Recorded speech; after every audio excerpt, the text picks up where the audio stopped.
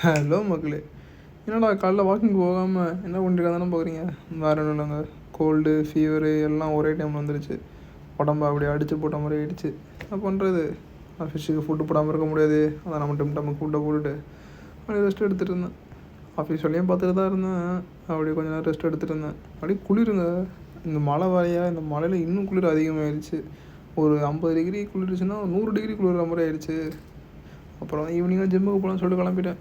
என்ன தான் இருந்தாலும் நம்ம வந்து இப்போ ஃபீவர்ஸ் அந்த மாதிரி இருக்குதுன்னு சொல்லிட்டு நம்ம வந்து உட்காராமல் நம்ம உடம்ப நம்ம புஷ் பண்ணால் தான் நம்மளோட லிமிட்ஸ் தெரியும். இல்லை இன்றைக்கி நம்ம வந்து ஃபீவர்னு சொல்லிட்டு உட்காரோம், நாளைக்கு வந்து எனக்கு முதுவலி ஹெட்டேக் அந்த மாதிரி சொல்லிட்டு நம்ம வந்து எக்ஸ்கியூஸ் பண்ணணும்னு வச்சுக்கோங்களேன். அப்போ உங்களால் வந்து டெய்லியுமே எக்ஸ்கியூஸாக தான் போயிட்டுருக்கோம். அது ஜிம்முக்குன்னு கிடையாது, எல்லாத்துக்குமே தான். நான் நினச்சிருந்தேன் இன்றைக்கி நான் ஆஃபீஸ் கூட நான் லீவ் போட்டிருக்கலாம், ஆனால் நான் ஆஃபீஸ்க்கும் லீவ் போடல. ஸோ என்னோடய லிமிட்ஸ் நான் புஷ் பண்ணுறேன். அப்போ தான் எனக்கே தெரியும். எனக்கு தெரியும் நான் நல்லா ஃபுல்லாக புஷ் பண்ண முடியலன்னு.